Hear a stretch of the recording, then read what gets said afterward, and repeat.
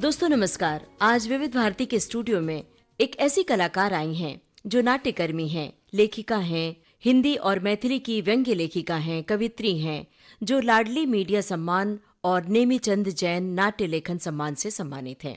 वो हैं विभा रानी। इनके अनेक नाटकों, कथाओं, कविताओं का गुजराती, उर्दू, तेलुगु, पंजाबी, बंगला, अंग्रेजी और भी अनेक भाषाओं में अनुवाद हुआ है। आपने कैंसर नाम की बड़ी बीमारी से जीत पाई है और बहुत सारे विषयों में ये सक्रिय हैं। विभा रानी एक साथ बहुत सारे किरदार निभाती हैं। जिस तरह से नाटकों के किरदार निभाती हैं, उसी तरह जीवन के अनेक किरदार निभाती रहती हैं। विभा रानी, विविध भारती के स्टूडियो में आपका बहुत बहुत स्वागत है। नमस्कार। नमस्कार ममता जी, और बहुत बहुत धन्यवाद और आभार विविध भारती का कि उन्होंने मुझे यहाँ बुलाया है। कैसा लग रहा है आज विविध भारती के स्टूडियो में आकर आपको? विविध भारती के स्टूडियो में जब भी मैं आती हूँ तो मुझे अपने पुराने दिन याद आते हैं दो तरहों से। एक तो ऐसा था कि जब मैं खुद रेडियो में काम करती थी, उस समय मैं पढ़ाई भी करती थी और आकाशवाणी दरभंगा में मैं कैजुअल अनाउंसर, ड्रामा आर्टिस्ट के रूप में काम करती थी। और दूसरा विविध भारती, जैसा कि इसमें नाम है इसका कि देश की सुरीली धड़कन, तो ये हम सब की धड़कन बनी हुई थी। बचपन से हम इसके छाया गीत और अलग अलग प्रोग्राम्स सुनते हुए बड़े हुए हैं, तो हम ये कह सकते हैं कि ये विविध भारती हमारी रग रग में समाया हुआ है। जी, तो वो दिन कैसे थे जब आप आकाशवाणी में अनाउंसर भी थी? तो अनाउंसर के रूप में काम करना और फिर वो काम छोड़ देना, वो क्या कहानी है? मैं गई थी एमए करने के लिए दरभंगा, वहाँ ललित नारायण मिथिला विश्वविद्यालय है वहाँ से। तो वहाँ पर आकाशवाणी था, आकाशवाणी दरभंगा, और मेरी बड़ी ख्वाहिश थी कि मैं भी रेडियो में काम करूं, क्योंकि मैं रेडियो के अनाउंसमेंट सुनती थी, रेडियो के कार्यक्रम, क्योंकि तब रेडियो ही हुआ करता था हम लोगों के एंटरटेनमेंट का माध्यम। तो दरभंगा में पहुंच करके मुझे लगा कि जब मैं यहाँ पर आई हूँ तो क्यों ना मैं रेडियो में ट्राई करूँ। और वहाँ फिर ऑडिशन की जो प्रोसेस होती है, तो वो ऑडिशन वगैरह दिया हमने, हमारा सिलेक्शन हुआ। और एक बड़ी अच्छी बात हुई कि मेरी आवाज़ या मेरा परफॉर्मेंस वहाँ लोगों को बहुत पसंद आता था। मैं हमेशा मास पेक के लिए काम करती हूँ, तो मैं जब अपने हॉस्टल से आकाशवाणी की तरफ जाती थी तो मैं देखती थी कि अगल बगल में जितने चाय वाले की दुकान है, पान वाले की दुकान है, समोसे वाले की दुकान है, वे सब अपना रेडियो ट्यून करने लगते थे। उन सबको पता चल जाता था कि आज ये जा रही हैं अनाउंसमेंट करने के लिए। तो बड़ा अच्छा लगता था। और वहाँ बहुत सारे आपके पत्र वो भी किए, हिंदी और मैथिली के नाटक किए। हमारे समय में पंडित रामचतुर मल्लिक जो ध्रुपद गायन थे बहुत बड़े, वो आए थे, उनकी रिकॉर्डिंग में हम वहाँ पर हिस्सेदार रहे। तो बहुत अच्छी यादें हैं वहाँ की। विभा जी, हमें बताइए कि बिहार का जो परिवेश था उस समय काफ़ी पिछड़ा हुआ तो नहीं कहेंगे, लेकिन हाँ, लोगों के विचार ऐसे थे कि लड़कियां घर से बाहर नहीं निकलेंगी और घर के अंदर चार दीवारी में कैद रहेंगी। तो उस परिवेश से आपको बाहर निकलना और फिर इंडियन ऑयल जैसी संस्था से जुड़ना, वो कैसे मुमकिन हुआ आपके लिए? क्या संघर्ष था? संघर्ष तो सबसे पहले ये था कि वो सारा संघर्ष मैंने अपनी माँ से सीखा था। मेरी माँ बहुत पढ़ी लिखी थी, वो अपने ज़माने की 1936 की गोल्ड मेडलिस्ट थी। और उस समय, आज जिसे हम प्लेसमेंट की बात कहते हैं, वो उस समय जिस समय वो पढ़ाई कर रही थी, उसी समय उन्हें गवर्नमेंट की तरफ से, गवर्नमेंट ऑफ इंडिया की तरफ से सीधा हेडमिस्ट्रेस की पोस्ट के लिए ऑफर आ गया था। और अपनी पढ़ाई पूरी करने के बाद उन्होंने उसे ज्वाइन किया था। लेकिन माँ का ये संघर्ष उपलब्धि कह ले, लेकिन उनका संघर्ष कुछ और था कि वो डॉक्टर बनना चाहती थी। लेकिन तब तक सौभाग्य दुर्भाग्य जो कह लीजिए कि उनकी शादी हो गई थी। और जैसा कि शादी के बाद होता है कि लड़कियों के माँ बाप का लड़कियों पर अधिकार नहीं रह जाता है। और वहाँ पर फिर घर के लोगों ने, ये मेरे पिताजी ने और उनके घर के लोगों ने उन्हें अनुमति नहीं दी कि वो जाकर के अपनी मेडिकल की पढ़ाई पूरी करें, वो मेडिकल में दाखिला ले सकें। तो फिर किसी तरीके से उन्हें मनाया गया कि इनकी पढ़ाई तो कम से कम रहने दी जाए, क्योंकि वो बहुत इंटेलिजेंट थी अपने समय में।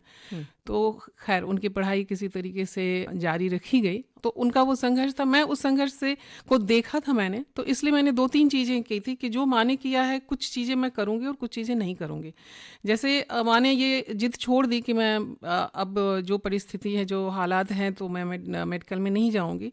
तो मैंने भी बहुत सी चीज़ें छोड़ी। जैसे मैंने जेएनयू में जाना छोड़ दिया, क्योंकि वहाँ के समाज का इतना प्रेशर था कि लड़की कैसे जाएगी दिल्ली जैसे शहर में, कैसे एडजस्ट करेगी, तो मैं वहाँ नहीं जा सकी। लेकिन फिर मैंने दूसरी जिद पकड़ी कि मैं अपनी पढ़ाई जारी रखूँगी, और फिर वहीं दरभंगा से मैंने अपनी पढ़ाई जारी की। और उसके बाद भी फिर नौकरी के लिए आया, तो मेरी माँ ने भी एक जगह इंटरव्यू जब देने गई तो उन्होंने मना कर दिया कि मुझे ज़्यादा दूर भेजा जाएगा तो नहीं जाऊँगी, क्योंकि फैमिली प्रेशर है, ये है, घर परिवार है। तो मैंने उससे ये सीख ली कि माँ ने ये कहा था, अगर मैं इंटरव्यू देने गई तो वो कहेंगे कि टिम्बकटू भी भेजूंगा, जाओगी? तो मैं कहूँगी कि हाँ मैं जाऊँगी। और वह मैं एग्जैक्टली वही बोल करके आई थी, क्योंकि मैं जब अपनी पढ़ाई पूरी करने के बाद जब मैं राजभाषा विभाग के लिए इंटरव्यू देने गई थी इलाहाबाद, उस समय मेरी शादी हो गई थी। और ये जब हमसे पूछा गया बार बार कि आपको अगर हम मद्रास भेजेंगे तो जाएंगी, मैंने कहा जाऊंगी। आपको अगर मद्रास के किसी इंटीरियर में पोस्ट किया जाए तो आप जाएंगी, मैंने कहा जाऊंगी। वहाँ आवागमन का कोई साधन नहीं रहेगा, आप कैसे करेंगे? मैंने कहा मैं मैनेज कर लूँगी। कहा वहाँ सिर्फ साइकिल चलाने रहेगी, तो मैंने कहा मैं चला लूँगी। तो आपको साइकिल चलाने आती है? मैंने कहा नहीं आती है। तो कैसे चलाऊंगी? तो मैंने कहा सीख लूँगी। तो माँ की वो बात मेरे दिमाग में हमेशा गूंज रही थी कि माँ ने जो एक जवाब दिया था कि ज़्यादा दूर भेजा जाएगा तो नहीं जाऊंगी, मैं उस चीज़ को नहीं करूंगी और लाइफ को एक चुनौती के रूप में, जीवन को एक चुनौती के रूप में देखूंगी। तो इस तरीके से फिर वहाँ से 5-5.5 साल राजभाषा विभाग में काम करने के बाद फिर मैंने इंडियन ऑयल ज्वाइन किया और बम्बई आई। क्या बात है! तो बड़ी दिलचस्प बातें बता रही हैं। ऐसा लग रहा है कि आपकी बातों से बहुत सारे लोग प्रेरणा पाएंगे जो अपने फील्ड में आगे बढ़ना चाहते हैं। जो एक दौर था, उस दौर में ये गाना बहुत ही प्रासंगिक था। लेकिन दौर बदलता है और विभा रानी जब दौर में शामिल होती हैं, दौर से दौड़ में शामिल होती हैं, तो अपने आप से हालात बदल देती हैं। और विभा रानी जी की बचपन की ख्वाहिश थी एयर होस्टेस बनने की। आप बताइए विभा जी कि एयर होस्टेस बनना चाहती थी, और हमने कहीं सुना है कि आप सितारा देवी की तरह नृत्यांगना भी बनना चाहती थी। तो क्या हुआ कि एयर होस्टेस क्यों नहीं बन पाई, या सितारा देवी की तरह नृत्यांगना नहीं बनी? मतलब इसके पीछे कोई संघर्ष था, कोई मनाही थी, किस तरह की चुनौती थी? देखिए, सारी चीज़ें जो होती हैं कि हम लोग जब स्मॉल टाउन गर्ल्स होती हैं तो स्मॉल टाउन गर्ल्स की आज भी बहुत सारी दिक्कतें हैं। बहुत सी लड़कियां बाहर, उनके पेरेंट्स अगर समझते हैं तो बाहर निकल पाती हैं, और नहीं तो नहीं निकल पाती हैं। हम लोगों के समय में ये बंदिशें बहुत ही ज़्यादा थी। हालांकि माँ मेरी चाहती थी, लेकिन समाज और आसपास का इतना ज़्यादा वहाँ पर इंटरफेरेंस होता था कि वहाँ मतलब आपकी अपनी लाइफ नहीं हो जाती थी कि आप सांस भी ले रहे हैं तो पूरे मोहल्ले को पता है कि आप सांस ले रहे हैं और आप छींक रहे हैं, और क्या कर रहे हैं क्या नहीं कर रहे हैं, ये सारी चीज़ें। तो वैसे में मेरी बड़ी ख्वाहिश थी कि मैं कुछ ऐसा करूं जो सबसे अलग हो, और सारी लड़कियों से अलग, सारी लड़कियों से अलग हो, सारे लड़कों से, सारे लोगों से। शहर में मैं कुछ नया करूं, मैं ऐसा करूं कि जो वो तो आप आज भी सोचती हैं। हाँ, जो किसी कर रही पता नहीं, जो किसी ने ना किया हो। तो उस समय हमारे शहर में हमारा परिवार पढ़ा लिखा परिवार था, कुछ और परिवार पढ़े लिखे थे, उसके अलावा मोस्टली सब लोग बिजनेस में थे। तो मेरी इच्छा होती थी कि मैं हवाई जहाज देखती थी। उस समय बहुत छोटे ऐसे करके हम लोग देखते थे, क्योंकि उस समय इतने ज़्यादा एयरलाइंस तो होते नहीं थे। तो मेरी इच्छा थी, माँ ने बताया था कि इसमें एयर होस्टेस होती हैं जो लोगों की देख रेख करती हैं, जो लोग वहाँ ट्रैवल करते हैं। तो मेरे लिए यही सबसे बड़ा आश्चर्य लगता था कि हवाई जहाज उड़ रहा है और उसमें सारे लोग कैसे बैठे हुए हैं, और एयर होस्टेस कैसे सर्विस कर सकती है, मतलब वो चल रही हैं, फिर रही हैं। ये बड़ा अजूबा सा लगता था। मैं उसको कल्पना कर करके और रोमांचित होती रहती थी। तो मैंने कहा कि मैं एयर होस्टेस बनूंगी। एकदम छोटी थी तो सबने यही कहा कि अच्छा शक्ल देखी है। तो हमने कहा कि क्योंकि एयर होस्टेस बनने के लिए 2 चीज़ें बहुत ज़रूरी होती हैं, एक तो उसका खूबसूरत होना और दूसरा उसका इंग्लिश में पारंगत होना। तो हमने कहा कि इंग्लिश में पारंगत तो हो जाएंगे कि वो मेरे अंदर, मतलब मेरे बस की बात है कि इंग्लिश में सीख लूँगी, लेकिन खूबसूरत मैं कैसे हो सकती हूँ? मैं तो ना हेमा मालिनी बन सकती हूँ, ना मधुबाला बन सकती हूँ। तो इस तरीके से वहाँ ये हो गया। फिर हमने कहा कि मुझे डांस का बहुत शौक था, मुझे गाने का बहुत शौक था। उस समय लोग, जब मैं गाना शुरू करती थी तो सारे लोग कहते थे एलपी रिकॉर्ड इसका शुरू हो गया, कि अगर मैं एक गायक का गाना गाती थी, मुझे मोहम्मद रफ़ी बहुत पसंद थे, मुकेश बहुत पसंद थे, अगर मैं मोहम्मद रफ़ी के गाने गाती थी तो मोहम्मद रफ़ी के 12 गाने एक साथ में गा जाती थी। अगर किसी एक फिल्म के गाती थी तो उस फिल्म के सारे गीत गाती थी, और सभी मुझे याद रहते थे उस समय। तो मैंने सोचा कि मैं सितारा देवी मुझे बहुत पसंद थी, तो मैंने कहा कि मैं तो कथक डांसर बनूंगी। तो वो भी हो गया कि अच्छा कथक डांसर, अच्छा डांसर बनेंगे, इधर तबले पे थाप बन पड़ेगी और उधर लोग हाथ में गजरे यूं लपेट करके आएंगे। तो हमने कहा अच्छा चलो ठीक है, मैं गायिका बनूंगी, क्योंकि तब बेगम अख्तर को बहुत सुनते थे हम रेडियो पे। तो हमें लगा कि, और लता मंगेशकर और आशा भोसले, सुमन कल्याणपुर, गीता दत्त, ये सब तो थे ही जो रेडियो से और खास करके विविध भारती से हम सुनते रहते थे। तो हमने कहा कि अच्छा ठीक है, मैं गायिका बनूंगी, मैं सीखती हूँ। तो वहाँ पे भी फिर वही बात हुई कि सारंगी बजेगी और लोग जो है तबले पे थाप देंगे, इधर तबले पे थाप पड़ेगी, उधर दरवाजे पे थाप पड़ेगी। तो ये सब होते हवाते, ये सब हमारे अपने संघर्ष थे। तो ना मैं एयर होस्टेस बनी, ना डांसर बनी, ना सिंगर बनी। तो अब जो हैं वो मुकम्मल हैं और हम सबकी चहेती हैं और बहुत कुछ एक साथ कर रही हैं। विभा जी, हमें बताइए कि आप कविताएं लिखती हैं, कहानियां लिखती हैं, तो ये कविताओं और कहानियों का शौक कब लगा, कैसे लगा? किसी की प्रेरणा से, किसी साहित्यकार को पढ़ा, या अपने आप ही यूं ही? हमारे घर में पढ़ने लिखने का बहुत माहौल था और हमारे घर में ढेर सारी किताबें थी, प्रेमचंद से लेकर के तमाम उस समय के जितने भी लेखक थे, और हिंदी में बंगाल के जितने भी लेखक थे, शरद चंद्र हो या टैगोर हो या बंकिम चंद्र हो, विमल मित्र हो, इन सभी की किताबें थीं। तो घर में पढ़ने लिखने का माहौल था। सारी पत्रिकाएँ आती थी, धर्मयुग, साप्ताहिक हिंदुस्तान, चंदा मामा, चंपक, नंदन। हमें पढ़ने का बड़ा शौक था और मैं तो पढ़ने में जिसको कहते हैं कि वोरेशियस रीडर थी, कि मैं घर के काम करते हुए भी, झाड़ू देते हुए भी मैं पढ़ती थी। हाथ में, एक हाथ में झाड़ू और दूसरे हाथ में किताब होती थी। और रोटी बेलते हुए भी मैं, रोटी सेकते हुए भी मैं किताब पढ़ती रहती थी। क्या बात लेकिन ये दूसरी बात कि कोर्स की किताबें नहीं होती थी, वो उपन्यास होते थे, लेकिन मैं वो पढ़ती रहती थी, कहानियां होती थी, लेकिन वो मैं पढ़ती रहती थी। तो वो एक वो माहौल था। दूसरे, माँ के स्कूल में बहुत अच्छी लाइब्रेरी थी, तो वहाँ से मैंने सारी किताबें पढ़ी थी। और माँ मेरी राइटर नहीं बन सकी, लेकिन उनके पास बहुत अच्छी भाषा थी, बहुत अच्छी, उनकी लिखावट भी बहुत अच्छी थी और बहुत ज़हीन थी हर चीज़ में। तो वहाँ से मुझे लिखने का ज़रा सा शौक़ चढ़ा। और फिर मैंने, जैसा कि होता है वियोगी होगा पहला कवि, तो हमने कुछ कविताएं लिखनी शुरू की। लेकिन उसके बाद समझ में आ गया कि कविताओं में मेरी, उस समय कविताओं में जान नहीं होती है, तो फिर मैंने कहानियां लिखनी शुरू की। कहानियों में भी उस तरह से जान नहीं होती थी, लेकिन बाद में फिर धीरे धीरे अपने आप को मैंने संभाला, सहेजा। मैथिली में मैंने लिखना शुरू किया, तो मैथिली के लेखक उस समय थे जीवकांत जी, सोमदेव जी। तो इन लोगों ने मुझे बहुत प्रोत्साहित किया और बहुत सिखाया। अग्निपुष्प जी, कुणाल जी, ये उन लोगों ने मुझे बहुत, एक तरीके से कह लें कि मैथिली में मुझे परिष्कृत किया और संस्कारित किया कि कैसे लिखा जाए। और फिर मैथिली और हिंदी में मैं लिखने लगी। जी, कोई याद है, कोई कविता याद है मैथिली वाली? मैथिली में मैं दोनों ही तरह के कविताएं भी लिखती हूँ, फ्री वर्स की, और गीत भी मैं लिखती हूँ। तो एक गीत है, उसका एक छोटा सा स्टैंजा आपको सुनाती हूँ। जी, गाली गीत भी गाती हैं हमें। हाँ, पर ये गाली गीत नहीं है, ये एक सामान्य गीत है। जी जी जी जी जी। ओ साहेब जी, मोन बेल नहीं निर्मल, ओ जी, ओ जी। ओ साहेब जी, मोन भेल नहीं निर्मल, ओ जी। मल मल के एक बट्टी साबुन सा हम रोज नहायल, देह साफ भेल मोन तो ओहिना रह गेल दल दल जी। ओ साहेब जी, मोन भेल नहीं निर्मल, ओ जी। इसे मैं कह सकती हूँ कि ये कबीर के निर्गुण से प्रभावित है, और उसी को ध्यान में रखते हुए मैंने इसको लिखा था। जी, निर्गुण से प्रभावित होकर। जी। तो ये मैथिली कविता, मैथिली गीत लिखती रहीं और कहानियाँ, कविताएं लिखती रहीं। फिर आप थिएटर की ओर मुड़ गई, तो थिएटर से जुड़ने का चस्का कैसे लगा? और कौन सा ग्रुप था जहाँ पहली बार आप गईं? कौन से लोग थे जिनके साथ जुड़ी आप नाटक के जरिए? मुझे ममता जी, वो परफॉर्मिंग आर्ट के प्रति बड़ा रुझान था। और हमारे शहर में नाटक का कोई माहौल नहीं था।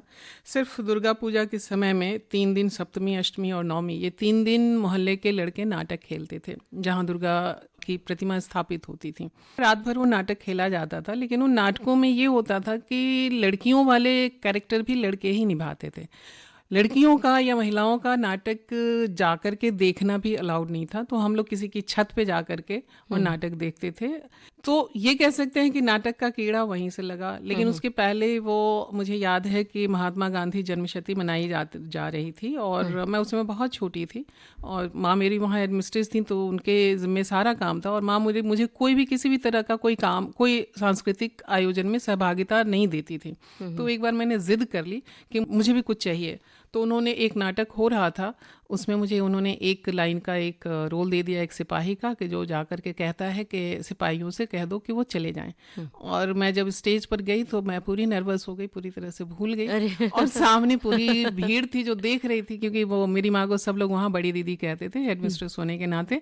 तो सब कह रहे थे कि जा जा जा जा बड़ी दीदी की बेटी डायलॉग भूल गए और वो सुन सुन के मैं और नर्वस हो गई। फिर पीछे से मेरी माँ ने प्रॉम्प्ट किया कि सिपाहियों से कहो कि चले जाएं। तो मैं किसी तरीके से वो बोल पाई, सिपाहियों से कहो वो चले जाएं।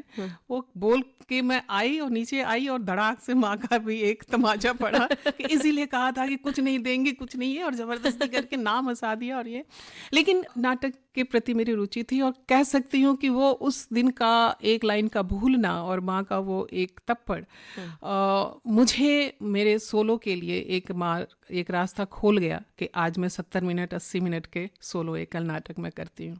और उसके बाद फिर मैं दरभंगा में काम कर रही थी, वहाँ थिएटर ग्रुप आए, लेकिन फिर वही हुआ कि नहीं, भले घर की लड़कियाँ नाटक नहीं करती हैं, स्टेज पर नहीं जाती हैं, तो फिर से मैं नाटक नहीं कर पाई। हाँ, कलकत्ता जब आई तो कलकत्ता में नेशनल लाइब्रेरी में मैंने शिवमूर्ति जी का नाटक है वो कसाई बाड़ा, तो उसमें मैंने सनीचरी का रोल किया था। फिर दिल्ली आई, दिल्ली में आर.एस. विकल जी के ग्रुप को मैंने ज्वाइन किया और वहाँ उनका थिएटर फेस्टिवल हो रहा था, तो उनके उस थिएटर फेस्टिवल में अमूमन सभी नाटकों में मैंने काम किया। दुलारी बाई, पोस्टर, ऊपर से नीचे, बूढ़े पुत्रों की जवान माँ, और बहुत सारे नाटक थे तो उसमें। उसके बाद फिर मैं बॉम्बे आई और अपनी गृहस्थी में उलझ गई, नौकरी में उलझ गई। फिर मेरे पास इतना समय नहीं था कि मैं एक्टिव थिएटर के लिए समय दे पाती, तो मैंने 20 साल तक मैंने नाटक नहीं किया। और 1987 में दिल्ली में किया था, उसके बाद बॉम्बे में आकर के 2007 में जाकर के फिर मैंने नाटक एक्टिव थिएटर की शुरुआत की। लेकिन इस बीच मैं नाटक लिखती रही, नाटक से मेरा जुड़ाव बना रहा, स्टेज पर नहीं, स्टेज के पीछे से। और मेरे नाटक फिर अलग अलग जगहों पर अलग अलग ग्रुप्स के द्वारा, जैसे विवेचना जबलपुर ग्रुप अरुण पांडे दादा का, वो उन्होंने पीर पर आई किया। फिर कई अलग अलग ग्रुप्स ने अलग अलग नाटक किए और आज तो मेरे 3-4 नाटक हैं जो लगभग पूरे देश और विदेश में हर जगह वो मंचित होते हैं, अलग अलग ग्रुप्स उसको करते हैं। जी, तो उन नाटकों का जिक्र करना चाहेंगी, कौन से वो नाटक हैं जो आज मंच पर हो रहे हैं? हाँ, जो अरुण दादा की टीम विवेचना रंगमंडल जबलपुर जो करती है, वो पीर पर आई है, जो यूपी बिहार में गाए जाने वाले एक सोहर पर आधारित है। हिरणी और कौशल्या की कहानी है उसमें। और उसके अलावा मेरे 3 नाटक हैं जो बहुत ही ज़्यादा पॉपुलर हैं। एक है आओ तनिक प्रेम करें, इसे मैंने भी किया था, महाराष्ट्र गवर्नमेंट की तरफ से मुझे इसके लिए बेस्ट फीमेल एक्टर और इस नाटक को बेस्ट प्ले का अवार्ड मिला था। क्या बात है। और दूसरा नाटक है दूसरा आदमी दूसरी औरत, इसे भी महाराष्ट्र राज्य का विष्णु दास भावे पुरस्कार मिला है इसके लेखन के लिए।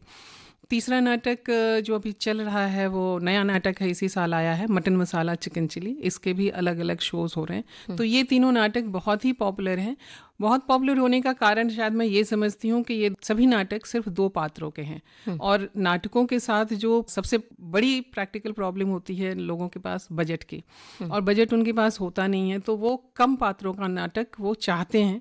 और संयोग की बात है कि मेरे ये सभी नाटक कम पात्रों के हैं, 2 पात्रों के हैं, और लिखे बहुत, मैं अपनी तारीफ नहीं कर रही हूँ, लेकिन लिखे बहुत अच्छे गए हैं, इसलिए सभी थिएटर ग्रुप इसे उठा रहे हैं और इसे कर रहे हैं। तो यहाँ बॉम्बे में भी राजेंद्र गुप्ता, सीमा विश्वास ने दूसरा आदमी दूसरी औरत किया था, जैसे भारंगम में खेला गया था। तो ये जो 2 पात्रीय नाटक होते हैं या सोलो नाटक होते हैं, इसमें किस तरह की चुनौती होती है? मेरे ख्याल से ज़्यादा मेहनत होती होगी, क्योंकि सारे पात्र को आपको एक साथ जीना पड़ता है और एक किरदार बदलते हैं तो आपको इमोशंस भी बदलने पड़ते हैं और सारे डायलॉग्स याद करना, तो ये किस तरह से संभव हो पाता है? देखिए, 2 पात्रों के नाटक हैं तो हम कह सकते हैं कि फिर भी पूरी कहानी आपको उन 2 पात्रों के माध्यम से ही कहनी है। और जाहिर है कि जब हम एक कहानी कहते हैं तो उसमें बहुत सारे पात्र आते हैं, बहुत सारी घटनाएं होती हैं। अब इन दोनों पात्रों को, उन घटनाओं को इनैक्ट करना होता है, उन घटनाओं को याद करना होता है, उसके पात्रों के हिसाब से अपने आप को बदलना होता है। और सोलो नाटक तो चूंकि एकल नाटक है, उसमें भी कहानी पूरी है, एक ग्रुप नाटक के जितने भी कैरेक्टर्स हो सकते हैं, वो एक कहानी में जितने भी चरित्र आ सकते हैं, वो सभी सोलो नाटक में आते हैं।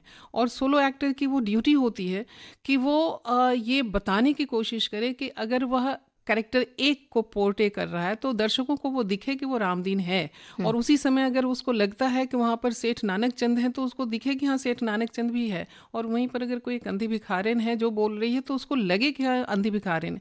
वहाँ एक्टर नहीं रहता, वहाँ केवल और केवल कैरेक्टर रहता है। तो सोलो थिएटर बहुत अपने आप में एक चैलेंजिंग तो है ही, लेकिन बहुत ज़्यादा लर्निंग प्रोसेस वाला है, और वो कलाकार को बहुत मांझता है। मेरा कहना है और मेरा ये विश्वास है कि अगर आप एक सोलो थिएटर कर लेते हैं तो आप एक्टिंग की रग रग से वाकिफ़ हो जाते हैं, और हर तरह के रोल को, हर तरह के कैरेक्टर को आप निभा सकते हैं किसी भी और दूसरे नाटक में या फिल्म में या किसी और भी उसमें माध्यम में। जी। अभी आपने ज़िक्र किया था कि कुछ नाटक किए जो बिहार की पृष्ठभूमि पर आधारित, वहाँ के सोहर, वहाँ के लोकगीतों पर आधारित था। तो वो कुछ अंश याद है क्या आपको, सोहर और लोकगीत वाले? अगर याद हो तो सुनाइए जी, हमारे मैंने श्रोताओं 2 को। नाटक किए हैं। एक तो मैंने सोलो नाटक किया नौरंगी नटनी, जो बहुत ही सुप्रसिद्ध लेखक हैं हिंदी के संजीव जी। जी। उनकी कहानी, उनका उपन्यास है सर्कस, और उसमें एक उपकथा कह सकते हैं कि उसको लेकर के मैंने एक पूरा का पूरा नाटक लिखा था और उसे परफॉर्म किया था नौरंगी नटनी के नाम से। ये संजीव जी की ही फरमाइश थी कि मैं चाहता हूँ कि इस पर आप एक नाटक करें और नौटंकी शैली में नाटक करें। उस नौटंकी शैली में मैंने उसमें और एक जोड़ दिया कि ग्रुप नाटक से निकाल कर मैंने उसको सोलो नाटक कर दिया, तो जी। वो हमने किया था। और दूसरा जो अभी मैंने आपसे ये कहा कि पीर पराई नाटक है, उस पीर पराई जो मिथिला, जो यूपी बिहार में गाने वाले सोहर पर आधारित है। मैं उस सोहर की 2 लाइन आपको मैं सुना देती जी। हूँ।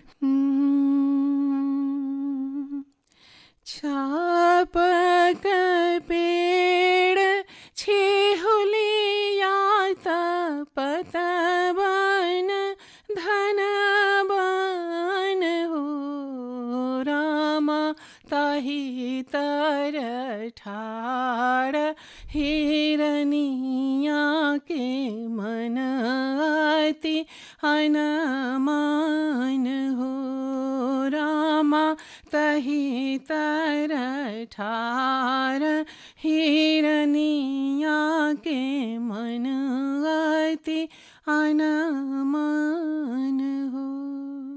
क्या बात है, बहुत बढ़िया, बहुत अच्छा लगा। हम बातें कर रहे थे थिएटर की, नाटक की, बड़ी दिलचस्प बातें बता रही थी, और हमें लगता है कि जो लोग नाटक के फील्ड में आना चाहेंगे आपकी इन बातों से बड़े इंस्पायर होंगे, उन्हें बहुत प्रेरणा मिलेगी। अब नाटक से हम चलते हैं आपकी फिल्मों की दुनिया में। फिल्मों में कैसे आपने एंट्री की? क्या कहीं आपको ऑफर आया या फिर बचपन का कोई सपना था जो पूरा हुआ? जी, ये बचपन का ही सपना था, क्योंकि बचपन में भी हम वही कह रहे हैं कि हम लोगों के लिए मनोरंजन के 2 ही साधन थे, एक तो घर में रेडियो और दूसरा शहर में लगने वाला सिनेमा। हमारे शहर में सिनेमा आता भी था तो जो फिल्म आज यहाँ रिलीज हो रही है वो 2-3 साल बाद वहाँ आती थी, लेकिन हम लोग के लिए वही नई फिल्म होती थी। और हमें फिल्में देखने का तो बड़ा शौक था ही, हम लोग तो चोरी छुपे भी जाते थे। मोहल्ले की जो भी नानी, चाची, दादी, भाभी जो भी मिलती थी उनके पीछे लटक लेते थे, एक एक पैसे इधर से उधर से करके जोड़ जोड़ करके जाते थे, माँ की डांट खाते थे, सुनते थे, लेकिन सिनेमा देखते थे। तो सिनेमा के पर्दे पर जब वो हीरो हीरोइन आते थे तो सुनकर के आपको थोड़ा विचित्र लगेगा, हंसी भी आएगी, लेकिन होता ये था कि अगर राजेश खन्ना और मुमताज गाना गा रहे हैं तो वहां से मुमताज गायब हो जाती थी और वहां विभा रानी चस्पा हो जाती थी गाते हुए, बिंदिया चमकेगी चूड़ी खनकेगी। तो ये हमेशा लगता था मुझे, बहुत ही ये कहें कि बड़ा सम्मोहित करता था कि एक पर्दे पे कैसे 3 घंटे में एक पूरी की पूरी कहानी कह दी जा रही है, और इतने सारे सीन्स हैं, इतने सारे लोग हैं, इतनी एक कहानी है, एक्टर हैं, हीरो हैं, हीरोइन हैं, कैरेक्टर एक्टर्स हैं। तो मुझे हमेशा लगता था कि काश मैं भी इसका एक हिस्सा बनती। लेकिन फिर से वही, अगर बचपन में अगर मैं कहती भी थी, और हाँ एक चीज़ और मैं बताऊं कि जब मैं फिल्म देख करके आती थी तो मैं और मुझसे जो बड़ी बहन है रीता थी, तो हम दोनों अक्सर जाते थे, तो लौट करके आते थे तो मैं वहाँ से जितने भी, चाहे वो हेलन हो या पद्मा खन्ना हो, मधुमती हो, उनके कैबरे डांस मैं वहाँ से देख के आती थी और घर में उसके सामने कैबरे करती थी और वही मेरी पहली और आखिरी दर्शक होती थी और वही मेरा पहला और आखिरी परफॉर्मेंस भी होता था। क्या तो ये होता था कि मैं वहाँ से मैं करूं, मैं कुछ करूं। हाँ। लेकिन वो वैसा कुछ हो नहीं पाया। दिल्ली में विकल जी ने ही एक शॉर्ट फिल्म बनाई थी दूरदर्शन के किसी उसके लिए, तो वहाँ पर हमने एक छोटा सा काम किया था। जब बॉम्बे आई, बॉम्बे में भी मैंने आपको बताया कि 20 साल तो मैंने थिएटर ही नहीं किया अपने पारिवारिक और नौकरी के जिम्मेदारियों की वजह से। बाद में मैंने फिर इसको परसू करना शुरू किया, सीरियसली परसू करना शुरू किया कि मुझे फिल्मों में काम करना है। और फिर जैसे इसकी सिचुएशन होती है कि इसका तरीका होता है कि ऑडिशन देना, तो ऑडिशन देना शुरू किया। और फिर मुकेश छाबड़ा के एक ऑडिशन को मैंने क्लियर किया, ये कह लीजिए कि उसमें मैं सफल हुई। और नवदीप सिंह की फिल्म थी कलर येलो प्रोडक्शन की, आनंद एल राय की लाल कप्तान, जिसमें सैफ अली खान थे। तो उस फिल्म में मेरा एक रोल था लाल परी का। तो सीन तो एक ही था, लेकिन उन्होंने कहा कि ये कैरेक्टर बहुत पावरफुल है और पूरी कहानी इस कैरेक्टर के इर्द गिर्द ही घूमती है, लेकिन सीन एक ही है, क्या आप करना पसंद करेगी? हाँ, करेंगी? हमने कहा कि हाँ बिल्कुल मैं करना पसंद करूँगी, क्योंकि मेरे लिए हमेशा ये रहा है कि काम छोटा हो या बड़ा हो, काम अच्छा होना चाहिए, चैलेंजिंग होना चाहिए, और मेरा काम लोगों को याद रहना चाहिए। तो ये ऐसा हुआ। तो वहाँ से फिर हमारी फिल्म की यात्रा शुरू हुई। उसके बाद मैंने महारानी वेब सीरीज़ आ रही थी, तो उसमें भी सुभाष कपूर जी ने मुझे महारानी पार्ट 1 में काम दिया था, तो वो भी लोगों को काफ़ी पसंद आया।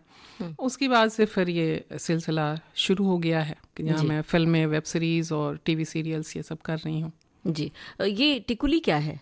टिकुली एक भोजपुरी सीरियल है जो जी गंगा भोजपुरी चैनल हुआ करता था, तो वहाँ पर ये आता था, और उसमें मैंने दादी का रोल मैंने किया था। जी। तो ये भोजपुरी था, तो चूंकि भोजपुरी मैं कह लूँ कि ये भी मेरी एक और मातृभाषा है, क्योंकि ये मेरी सास की भाषा है, सास भी मेरी माँ के समान ही हैं। तो लोगों ने मुझसे पूछा कि आपको भोजपुरी आती है? मैंने कहा हाँ, भोजपुरी मुझे आती है, क्योंकि मेरे ससुराल में भोजपुरी बोली जाती है, और मैं अपने घर के जितने भी वरिष्ठ लोग थे उनके साथ भोजपुरी में ही बात करती थी।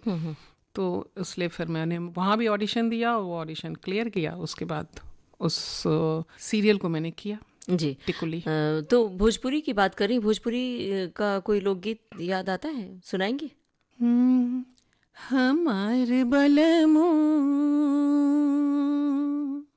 हमार बलमो, रात काहे न अइला, हमार बलमो, रात काहे न अइला।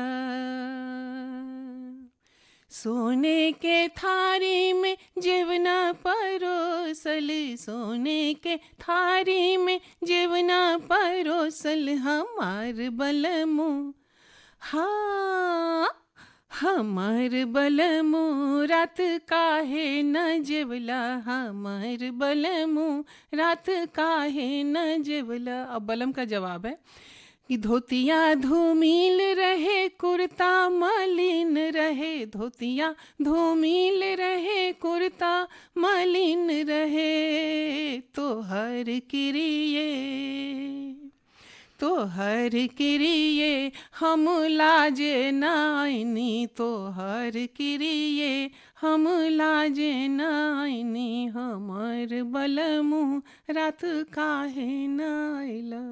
क्या बात है, बड़ा ही सुंदर गीत, भोजपुरी गीत आपने सुनाया, और हम तो एकदम उत्तर प्रदेश और बिहार के पृष्ठभूमि में पहुंच गए सुनते हुए। जो फिल्में आपने की हैं, वेब सीरीज़ की, तो नाटक करती हैं, नाटक आप सोलो नाटक और दो पात्रीय नाटक किए, तो कितना अलग है ये दुनिया कितनी अलग है, और शूटिंग से जुड़ी हुई कोई ख़ास याद, कोई यादगार घटना आप बताना चाहती हैं? मेरी ज़िंदगी में जो आम लोग हैं वो बहुत मैटर करते हैं, उनकी बातें बहुत मैटर करती हैं। और मैं लाल कप्तान फिल्म के ही बारे में आपको मैं बताती हूँ कि जब मैं वहाँ गई इस को शूट करने के लिए, राजस्थान के किसी बहुत इंटीरियर में इसका शूट होना था, और वहाँ मैं गई, और उस दिन केवल मेरा ही सीन शूट होना था। हमारे साथ और दो बहुत प्राइम एक्टर्स थे, और मैं पहली बार कोई फिल्म शूट कर रही थी कमर्शियल फिल्म के लेवल पे, इसके पहले किए थे शूट।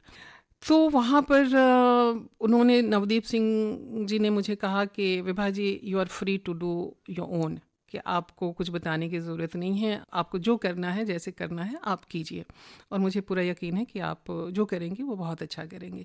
तो ये एक जो डायरेक्टर का विश्वास होता है एक्टर के ऊपर, तो ये आपको एक्टर को बहुत बल देता है, और बल भी देता है, और उसके साथ साथ उसको वो एक रिस्क, एक एक डर भी देता है कि वो उस मानक पर खरा उतरे, उस मानदंड पर खरा उतरे जो डायरेक्टर ने देखा है। तो खैर वो शूटिंग होती रही, और उस दिन शूटिंग बहुत देर तक चलती रही। शूटिंग का ये होता है कि एक लॉन्ग शॉट है, एक मिड शॉट है, एक क्लोज है, फिर हमारा है, हमारे साथ के जो एक्टर्स हैं उनका है, फिर और जितने भी एक्टर्स हैं, फिर पूरे माहौल का है। तो बहुत सारे शॉट्स होते रहते हैं। तो वो सब होते होते रात के तकरीबन 10 बज गए थे, और पूरा प्रोडक्शन वो थोड़ा सा परेशान हो रहा था। जाहिर है कि सुबह 8 बजे से लोग कर रहे थे। जी जी। लेकिन जब वो हो गया, जब उन्होंने, नवदीप सिंह जी ने पैकअप कहा, तो उसके बाद मैं जहाँ पे थी वो एकदम बिल्कुल पानी से, अगर आप सब लोगों ने वो फिल्म देखी हो तो एक बार, ना भी देखी हो तो ज़रूर देखिएगा, अमेज़ॉन प्राइम पर है वो फिल्म, लाल कप्तान, उसमें मेरा सीन। तो वो एक टापू छोटा सा टीले नुमा था जो बिल्कुल पानी से घिरा हुआ था। तो मैं बैठ जाती थी तो बैठ ही जाती थी, मैं उठ भी नहीं सकती थी, क्योंकि उतना पार करना, और अकेले पार नहीं कर पाती थी। तो सिर्फ मैं उतनी देर में सुबह 11 बजे बैठी और रात 11 बजे उठी, तो एक बार लंच करने के लिए और एक बार वॉशरूम जाने के लिए, सारे समय मैं बैठी हुई थी वहाँ पर। और कॉस्ट्यूम इतना हेवी था कि उस कॉस्ट्यूम को उठा करके उठना भी अपने आप में एक टास्क होता था। लेकिन खैर वो सब करने के बाद जब मैं उठी और पैकअप हुआ, तो मैंने ये देखा कि वहाँ के जितने स्पॉट बॉयज़ और ये सब, वो सब आपस में बात कर रहे थे कि आज शूटिंग करने में बड़ा मज़ा आया। क्या बात है। तो ये मैंने सुना। उसके बाद मैंने नवदीप सिंह जी का चेहरा देखा, तो वो भी बड़े प्रसन्न थे। जो सिनेमाटोग्राफर थे वो भी बहुत, उन्होंने जैसे ही मुझे देखा तो उन्होंने अपना थम्स अप करके मुझे कहा कि हाँ बहुत अच्छा रहा। तो ये जब होता है तो लगता है कि हाँ ये सारी चीज़ें आपको संतोष देती है। और यही सिचुएशन महारानी के समय में भी आई थी कि सुभाष जी ने तो मुझे कुछ नहीं कहा, उन्होंने केवल बता दिया कि ऐसे ऐसे करना है। लेकिन जब वो शॉट ख़त्म हुआ, मेरा शूट ख़त्म हुआ, तो बाकी जितने जो मेरे हेयर ये थे, आर्टिस्ट थे, मेकअप आर्टिस्ट थे, और बाकी और जितने भी प्रोडक्शन के लोग थे, तो वो सब आकर के कहने लगे कि मैम आपने क्या परफॉर्म किया है। हम लोग तो सब बिल्कुल कैमरे से हुक हो गए थे, स्क्रीन से हुक हो गए थे, इतना शानदार आपका परफॉर्मेंस रहा। मुझे लगा कि हाँ वो तो सब शायद सामने मुंह देख करके तो लोग बोलते होंगे, लेकिन जब देखा हमने तो अपना काम ठीक ठाक ही लगा। तो ये इन सब चीज़ों से अपना एक बल आता है, हिम्मत बढ़ती है, और लगता है कि हाँ काम मैं कुछ ठीक ठाक कर रही हूँ, आगे और भी कुछ ठीक ठाक ही शायद करूं। जी, हम अपने श्रोताओं को बता दें कि ये आपकी जीवन की मतलब एक नौकरी के रिटायरमेंट के बाद की पारी है जी। और जिसमें लोग थकान महसूस करते हैं और ये फील करते हैं कि अब आराम का समय है। लेकिन विभा जी अभी रिटायर नहीं हुई हैं, वो लगातार सक्रिय हैं, लगातार काम कर रही हैं।